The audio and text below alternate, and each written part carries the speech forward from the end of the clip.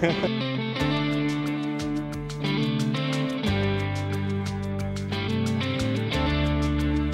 means about 5 or 7 billion years ago, it was a really large star, a supernova, made gold, scattered it around the Earth, formed the solar system, condensed on the Earth.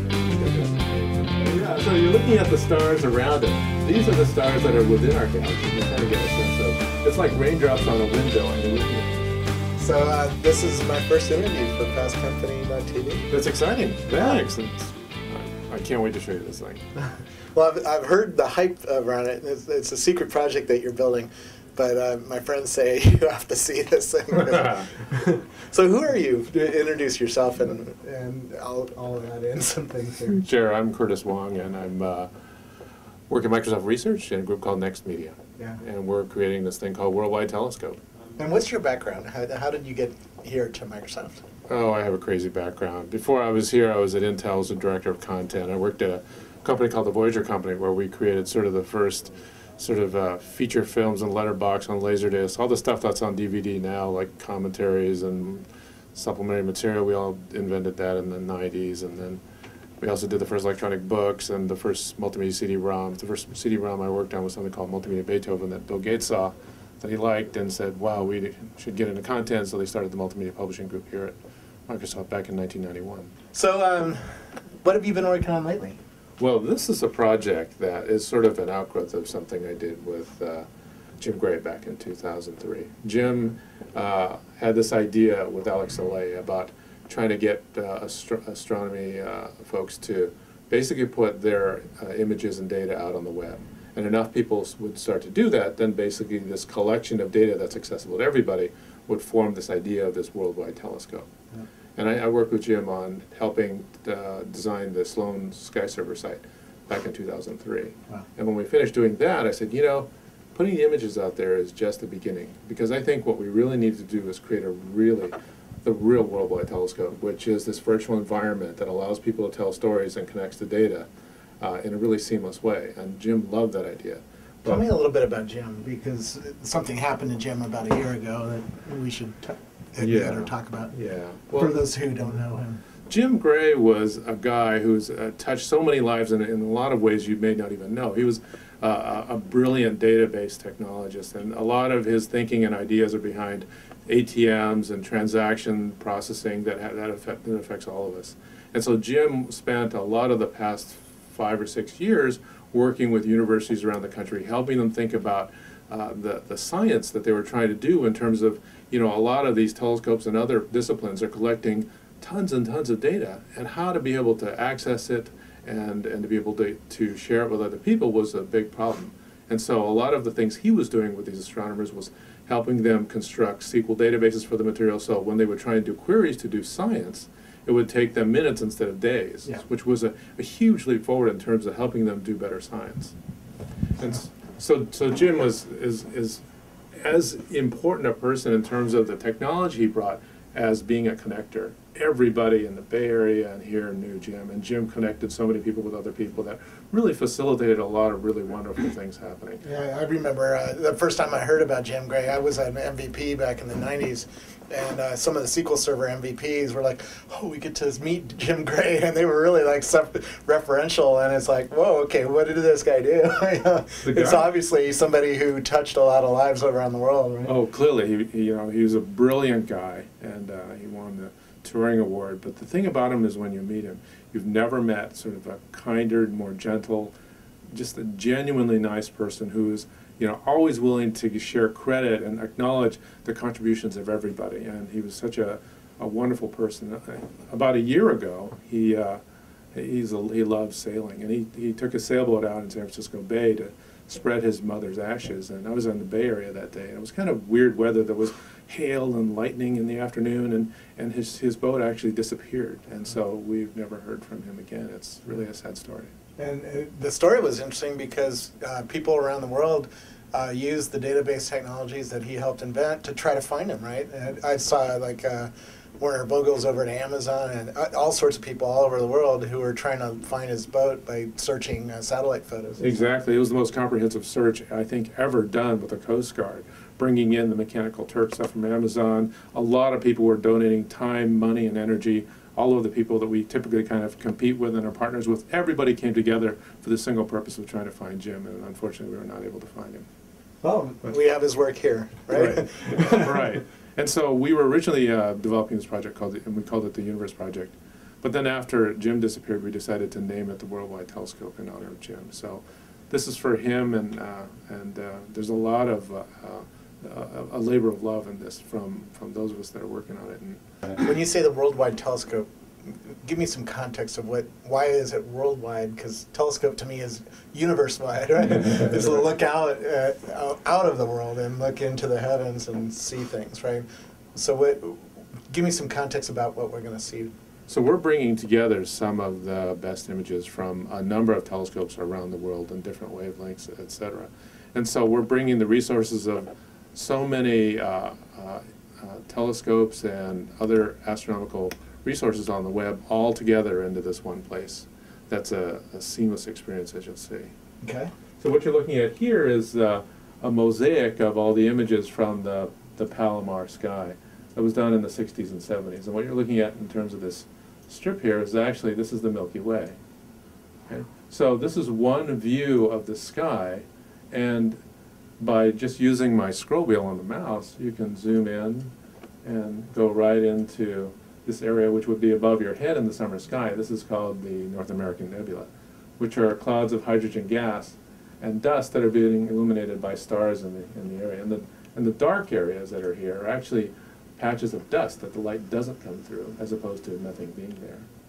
So when you're looking at the sky, we have a number of surveys that encompass partial or all of the sky. The Palomar is one. We also have the Sloan Digital Sky Survey, the hydrogen alpha view of the world, which is the hydrogen gas in interstellar space being illuminated by high energy radiation that then re-radiates at a very specific color, which is this sort of reddish orange color.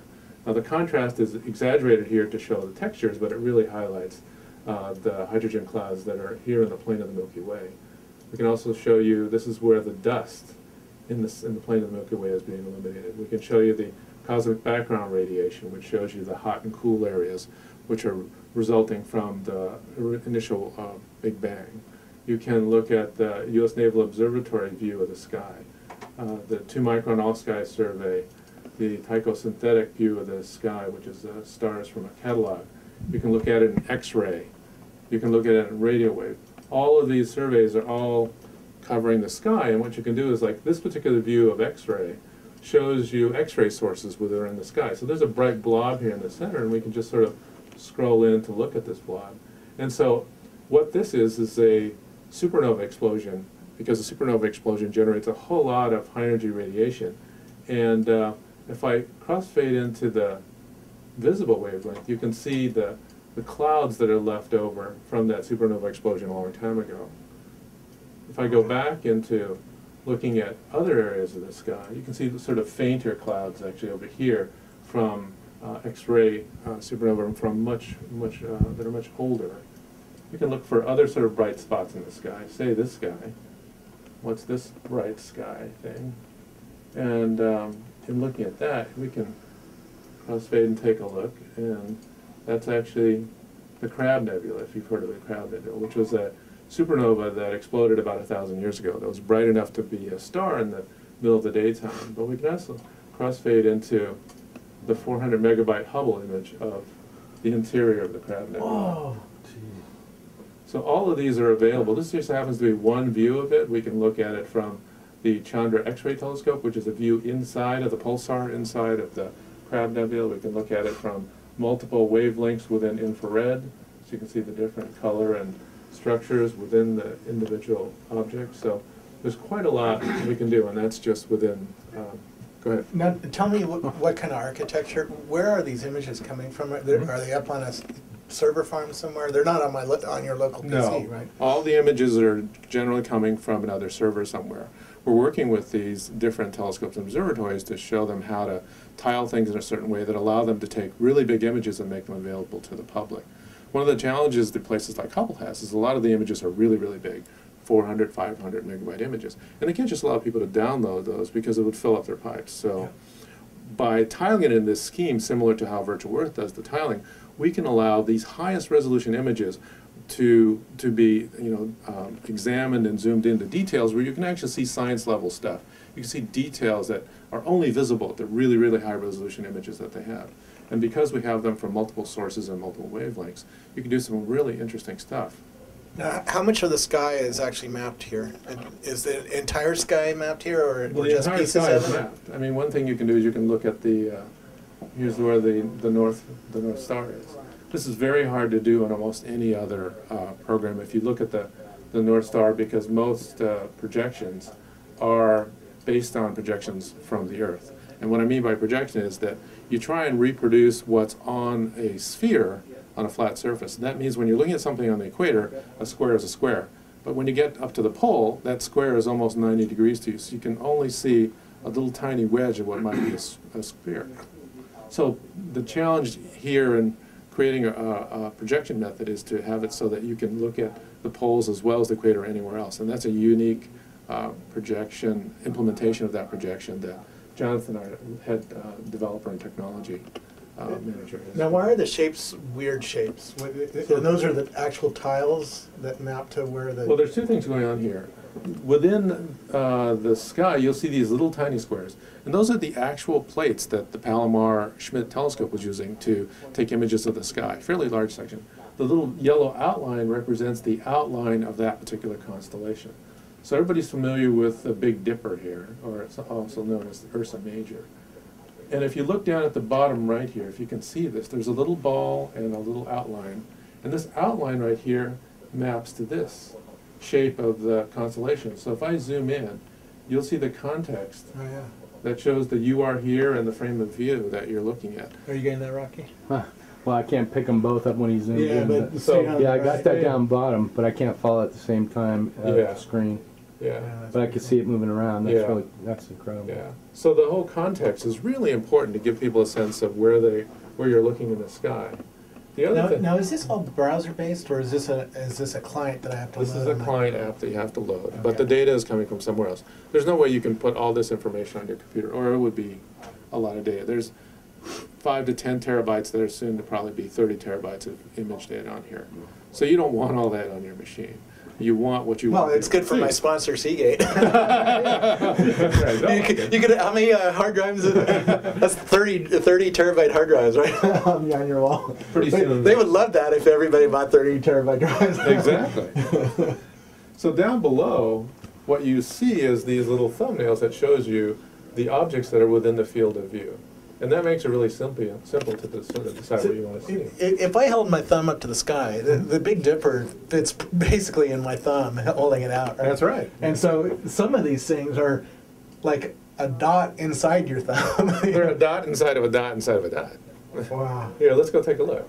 So if we go and look, and there's some of these smudges, things that look like stars, maybe not stars. And in fact, now that the field of view is narrowed, I can go to an individual object and click on it, and what we do is we'll center and then zoom in. Wow. So this image is a composite of a visible light and a Spitzer and Galax image, which is in the ultraviolet range. And it's a very high resolution image. As you can tell, you can zoom right into seeing. Now, what are each of these dots that we're seeing? Are these stars? Right. So this is a galaxy? This is a galaxy that's pretty far away. Is that an understatement? Yeah, pretty far away. Yeah, so you're looking at the stars around it. These are the stars that are within our galaxy, and you kind of get a sense of, it's like raindrops on a window and you're looking at a distant cloud. Yeah. So if you think about that. And so when you're zooming in, you can start to get a sense of the hundreds of millions and perhaps even billion stars in this other galaxy. Outstanding. Yeah, when I heard Brian Cox from CERN, a physicist, speak last year, he said if you hold your thumb up to the sky, there's 100,000 galaxies in that same space, right? That's one thing that really becomes evident in doing this, is that everywhere where you look at stars, you zoom in more, and the things that look like stars turn out to be galaxies, which have so many more stars in them. Here's another example. We can go to this particular galaxy here, and these are two galaxies that are colliding with each other. And we can also access the large Hubble image. So you can see in the center here, the gravitational interaction between this fuzzy patch here, which is a galaxy, and this galaxy, is the gravitation is causing condensation and compression of hydrogen such that it's creating these supermassive stars which have a fairly short lifespan, millions instead of billions of years, which then go supernova and blow, create giant shock waves that create all the higher elements, things like gold. All the gold, if you have gold on your hand, or you have platinum. Platinum. Yeah, but if you have gold, platinum probably too. The heavier elements are all created in the supernova explosion. So that means about 5 or 7 billion years ago, there was a really large star, it went supernova, made gold, scattered it around the universe, formed the solar system, condensed on the Earth, and then we dug it up and became, like your ring. Now, does this cost anything to download and use? Or? So this is going to be a free download for everybody. Wow. And we're really doing it to make it as a great resource for kids learning about astronomy. There's so much more to this. I haven't even begun to touch the surface. We have the ability for people to create guided tours within the sky. And these tours can be created and shared with other people and changed and added to. So here's an example of one that Alyssa Goodman at Harvard did. We're excited. Here's a spiral galaxy not far from us, about 12 million light years away, called M81. If we look at it in optical light, we see billions of stars shining together in a spiral pattern. If we look at the heat from M81 rather than the light, it looks like the false color orangey image we see here. This Spitzer Space Telescope image uses long wavelength cameras that can see heat, just like the one that took the picture of this cat. Galaxies are filled with tiny particles called dust that absorb the light from stars and re-radiate it as heat. So the dust is actually... this tour for a second. So one of the wonderful things about this, it feels like a movie, but the nice thing is it's actually a path throughout this environment. So you get taken places and you're learning about these places, but you can always stop and you have full access to the whole environment that WorldWide Telescope provides. You have access to looking at other images of that same object and other wavelengths. You can get access to the data underneath it. I didn't even talk that much about the data, but if I right-click and get rid of the two, if I right-click, you can sort of pull up an information pane that then pulls up other sources such as Sinbad, which is an astronomical database, Wikipedia, ADS, which is an astronomical database from Harvard. You can go and pull up other images from other sources or do a comb search from the U.S. Naval Observatory. So there's lots of other web information and image resources that we're all bringing together underneath the sky, underneath these objects. So it's kind of like a visual browser for the sky in context. Wow. I imagine that a lot of people are going to want to put these on a laptop and bring it to a star party. Mm-hmm. I don't know if you've ever been to a star party, but yep. Everything in a star party, they put red filter over so that your eye doesn't, because your eye takes 15 minutes or so to get acclimated to the low light, so you can look through a telescope and see and have any chance of seeing some of these things. Are you going to do that filtering? Are you going to have a star party mode or something like that, where you can just turn it into red light? Well, you can always put a red filter over the screen or turn it down. Yeah. But we have actually something that's better. We have something where you can actually connect this to a real telescope. So we can connect this up to a real telescope, and you can point at things on here, and then your telescope will slew and point to wherever you're looking at here. If you have a motorized telescope. If you have a motorized telescope, yeah. Right. And then the other thing is, if you aren't connected to the web, because most people out there aren't, we try and cache a lot of stuff that you've seen. So if you've been browsing stuff on here, you can bring it up there and also look at it on the top of the mountain. Wow. Well, that's one thing. What kind of telescopes does this work with? What's that? Do you want to show them the Ansel Adams one? Oh, okay. That too. We're getting there. We're getting a token of his grandson. It's crazy. So I can narrate. On April 17th, Ansel Adams and his fiancée Virginia and two friends set out at dawn for a hike up to Diving Board, a little outcrop of rock. They basically climbed, they left at dawn, before dawn, and hiked over ice and snow with just some rocks, and finally got up to this spot by noontime. And it was a beautiful, crisp day. And by the time he got here, he had, out of his 12 glass plates that he started with, he had 2 left. And he originally had planned to take this picture of Monolith, which is Half Dome. And he shot first with a yellow filter, and it didn't, as soon as he shot it, he realized it wasn't going to do what he wanted.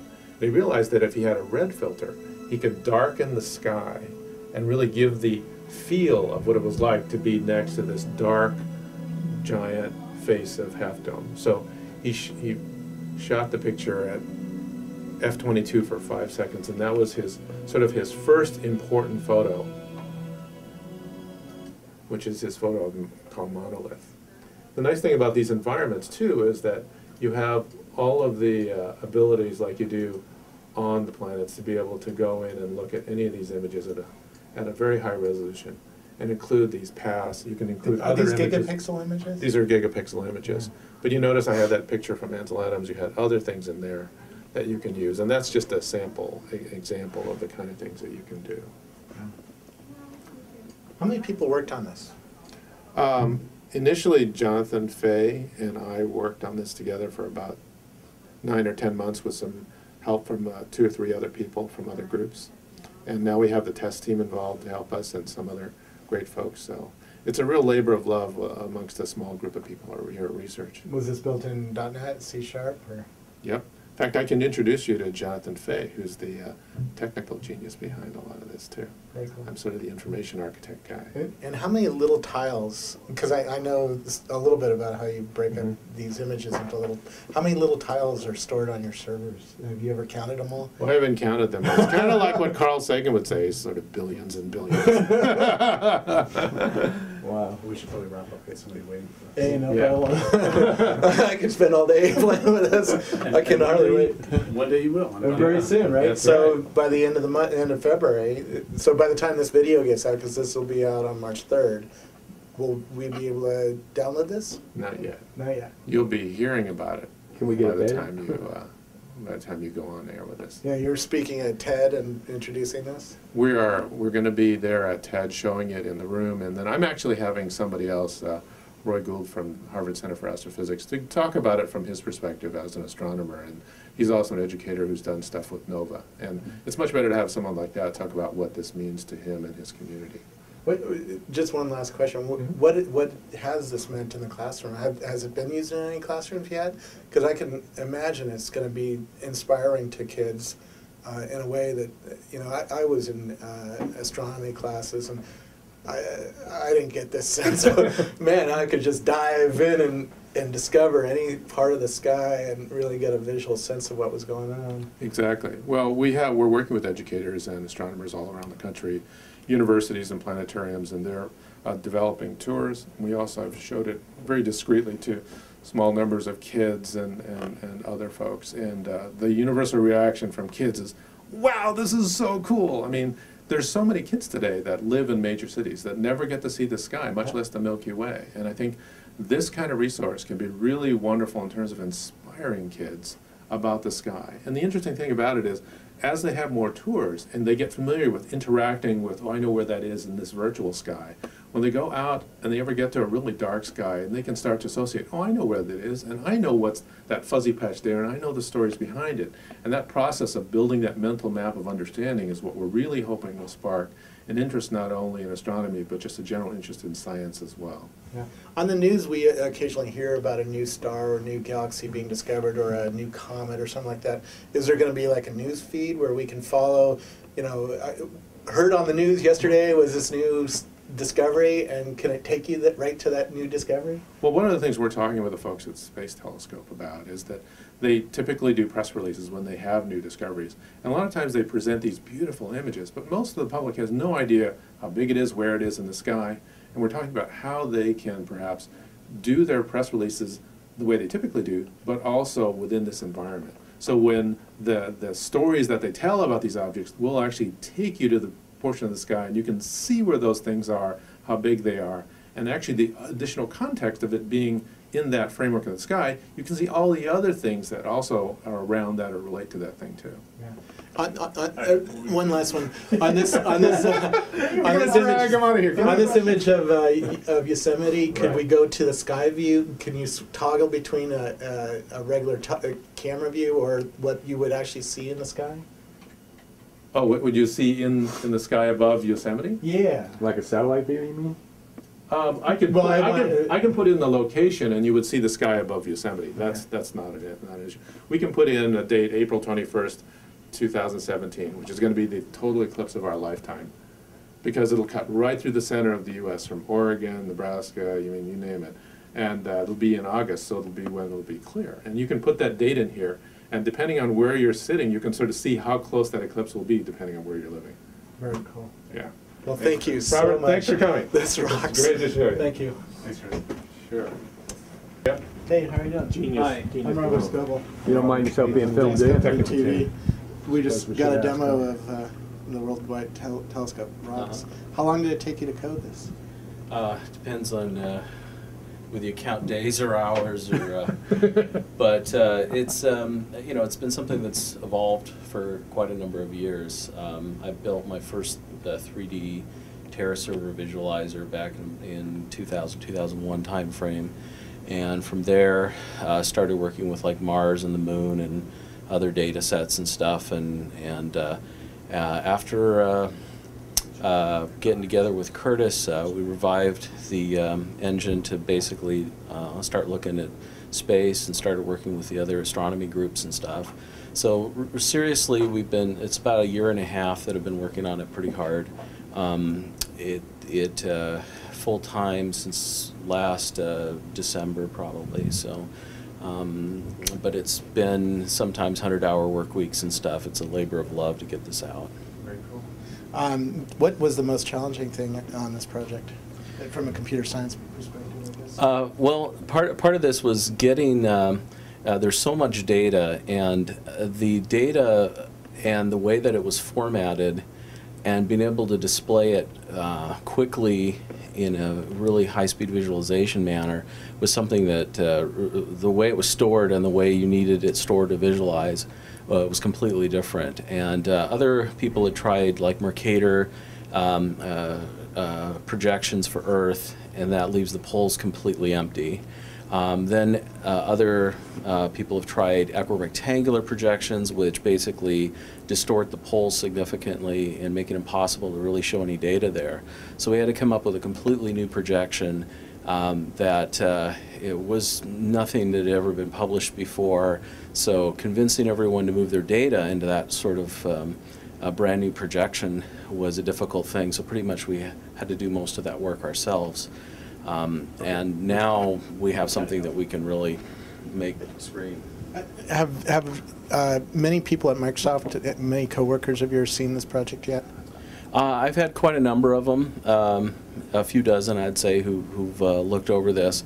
The one thing is that anyone I ever show this to, no matter how much I build it up, and they're kind of like, well, it might be cool or whatever. Nobody ever looks at this and says, wow, this is not anywhere near as good as you ever thought or something. They're always so blown away. They're like, wow, I can't imagine.